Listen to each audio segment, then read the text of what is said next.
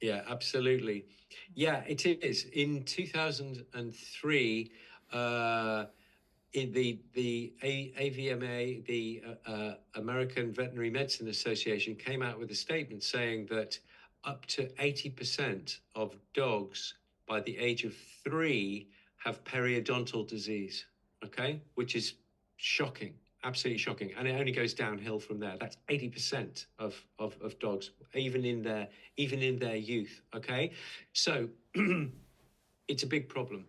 And it's a big problem because if you get buildup of tartar on the teeth, you can get this periodontal disease, and you can get leakage of these of bacterial toxins and bacteria even into the blood, which can affect cardiac and renal and liver health. Okay, in humans, it's associated with low birth weight babies. If mothers have really bad periodontal disease, it can skew baby health, even when they're in the uterus. So it's a profound impact that periodontal disease. It's not just, oh, the dog's got bad breath. It's a big deal.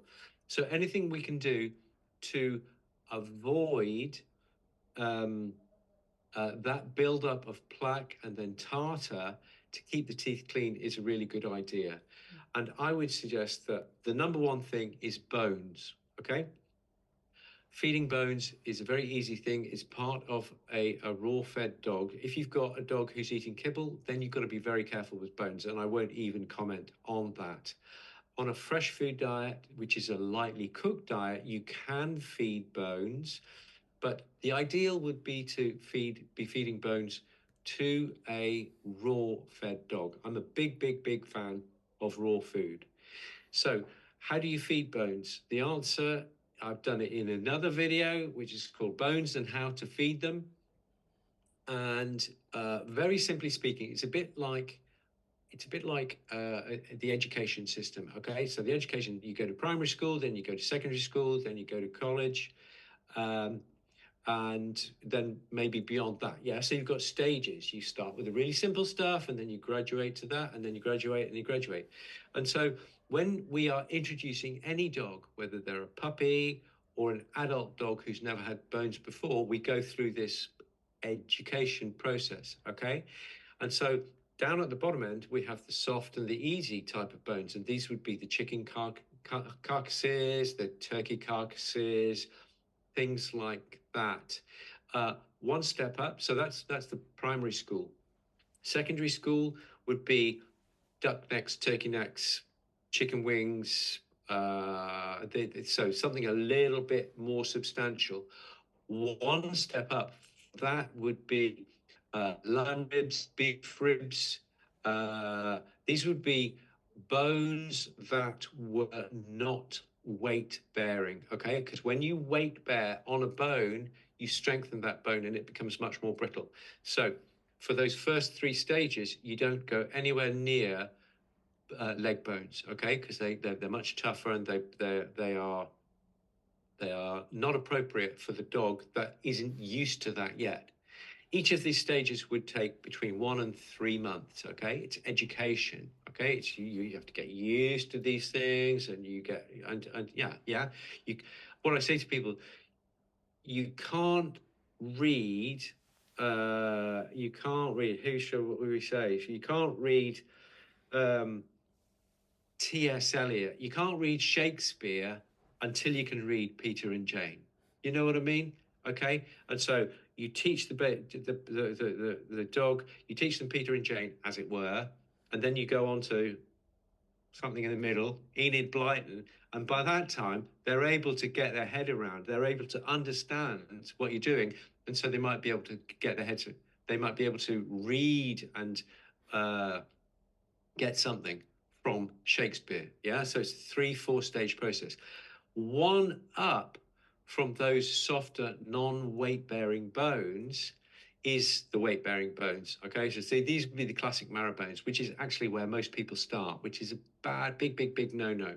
Okay. So marrow bones and these big knuckle bones and things like that.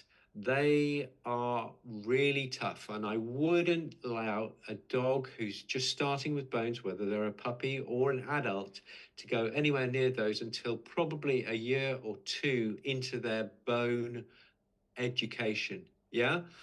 So, and then once they get to that stage, then they're much better able to do it because they've learned, they've cut their teeth, as it were.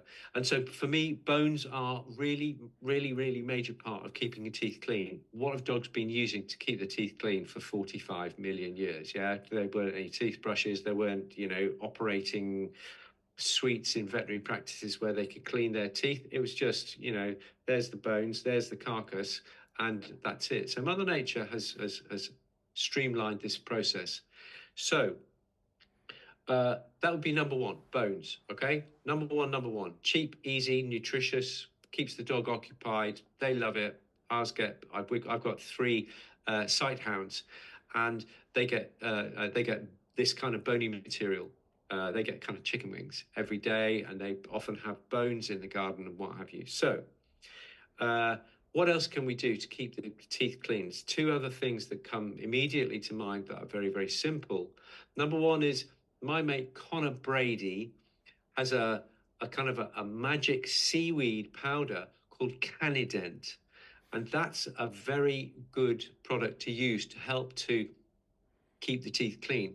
I think there's a money back guarantee. So nothing to lose there. You just put a small amount of the seaweed in the food, and that helps to change the saliva and the oral environment so that it softens tartar. Okay, and the other thing that's very useful is um, Joe Flanagan at Ingenious Products.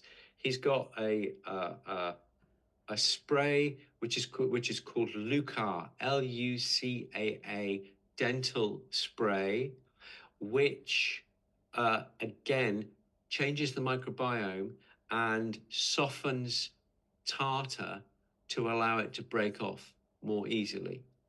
Now, final thing to say is if your dog has lots of loose teeth, or they have just, you can hardly see the teeth for the tartar, they may need a dental. They may need to go to the vets, get knocked out, and have their teeth cleaned and loose teeth removed in order to allow them to begin the bone journey.